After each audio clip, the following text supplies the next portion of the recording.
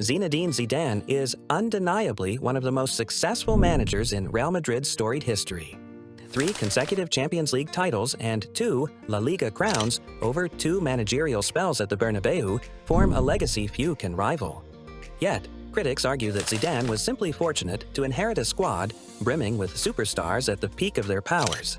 They claim his role was merely to maintain harmony in the dressing room and let the talent on the pitch shine. But is that the whole story? In today's video, we'll dive deep into the facts and examine whether Zidane's success at Real Madrid was purely down to luck or a testament to his remarkable managerial skill. Let's begin with Part 1, focusing on the unforgettable era from 2016 to 2018. First and foremost, it must be acknowledged that Zidane's success at Real Madrid owes significantly to his extraordinary ability to manage the dressing room. He is a genius in this aspect, perfectly suited to navigate the complexities of a club as demanding as Real Madrid. This skill was partly nurtured during his playing days, as Zidane himself was a legendary figure at the Bernabeu. His influence was so profound that even the most headstrong stars would respect and listen to every word he said. Carlo Ancelotti, who worked closely with Zidane, famously remarked, "When Zidane speaks, the players listen." Zidane didn't impose overly complex tactics, but instead created an environment where players could express themselves within a clear and structured framework. He knew how to listen and foster closeness with his players, all while maintaining control when it mattered most. Zidane skillfully navigated internal conflicts and brought harmony to a dressing room full of strong personalities.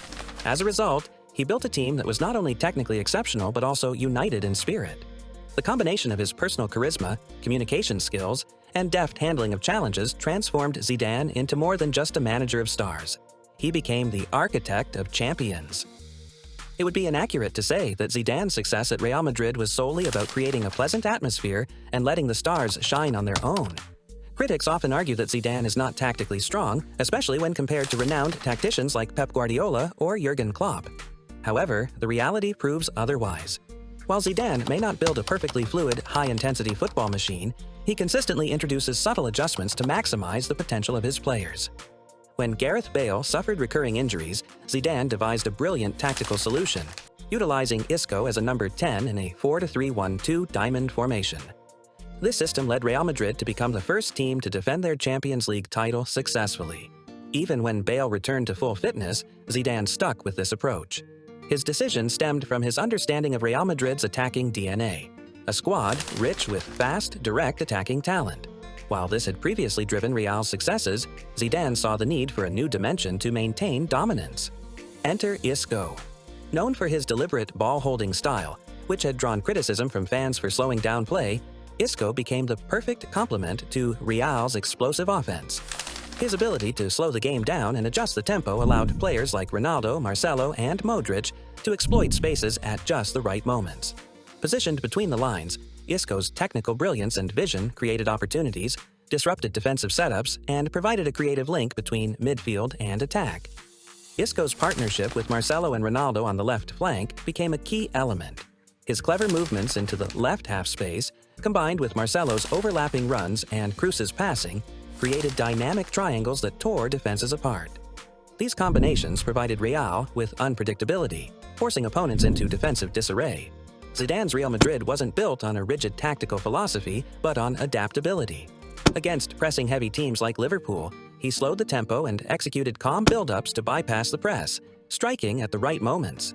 In desperate situations, Real's ability to mount comebacks, like the iconic turnarounds at Allianz Arena, highlighted their resilience and tactical flexibility. Against mid-table teams, Real unleashed high-intensity attacks, often scoring 4 or 5 goals in a match. Zidane simplified Real's strategy, focusing on efficiency. Casemiro shielded the defense, Kroos and Modric dictated play, and the team capitalized on crosses and set pieces. Marcelo and Carvajal delivered precision balls into the box. Meanwhile, Ronaldo focused entirely on movement and finishing in the box, complemented by Karim Benzema's link-up play and ability to exploit spaces.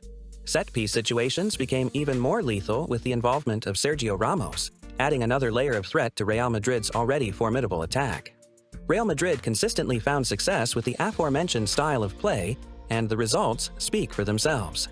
3 out of their 4 goals against Juventus in the 2016-2017 Champions League final were created from crosses and finished with first-touch strikes. That same season, Sergio Ramos enjoyed his most prolific campaign, scoring 10 goals and providing 2 assists in just 44 appearances across all competitions, many of which were crucial late-game goals. Even a seemingly casual cross from Marcelo turned into a brilliant assist for Gareth Bale's stunning overhead kick in the 2017-2018 Champions League final against Liverpool. Real Madrid under Zidane didn't just attack down the flanks. Their diverse approaches included penetrating passes from Kroos and Modric through the center. This tactical flexibility was key to their unprecedented three-peat Champions League triumph. The football world has seen numerous innovative and effective tactical philosophies. However, it was Zidane's Real Madrid, with their unparalleled adaptability and flexible approach, that managed to achieve the seemingly impossible, successfully defending their Champions League title and etching their legacy as one of the greatest teams in the competition's history. One of Zinedine Zidane's defining achievements at Real Madrid was his ability to construct a core squad where the first team and substitutes shared a remarkably similar level of quality, particularly during the 2016-2017 season. This balance stemmed from 2 main factors: Zidane's unparalleled skill in managing the dressing room and the ideal conditions of the players during that time. Zidane's management approach ensured a logical rotation of the squad. Training regimes were designed to maintain fitness levels and provide opportunities for most players to feature regularly, keeping them engaged and satisfied. Simultaneously, the depth of talent at Real Madrid allowed Zidane to build a harmonious unit. Marco Asensio, a young and promising talent, embraced his rotational role and provided crucial moments of brilliance. Alvaro Morata and Mateo Kovacic respected their senior counterparts and recognized the quality of those ahead of them in the pecking order. Lucas Vazquez, a quintessential Zidane loyalist, always delivered consistent performances, while James Rodriguez adjusted to a lesser role with professionalism. This approach was particularly vital in navigating the grueling demands of La Liga. Zidane implemented a clear strategy: reserve the main squad for critical moments while rotating fringe players to reduce workload and maintain tactical unpredictability. Notably, Zidane wasn't afraid to deploy a nearly full rotational lineup against lower-tier opponents. This boldness often yielded significant results, as seen in the 6-2 victory over Deportivo La Coruña in round 34, where the energy and hunger of the rotated squad dismantled a defensive setup more effectively than the usual starting 11. However, the squad balance unraveled in subsequent seasons. Key departures, such as Pepe in 2017, weakened defensive depth. Morata's ambition for regular starting opportunities led him to Chelsea, followed by Kovacic a year later. Even Marco Asensio, dissatisfied with limited minutes, eventually left for PSG in 2022. Reinforcements like Theo Hernandez, Jesus Vallejo, Dani Ceballos, and Marcos Llorente failed to meet expectations. Consequently, during the 2017-2018 season, Real Madrid's core players faced a significantly higher workload across 3 demanding competitions, testing the limits of Zidane's rotation strategy.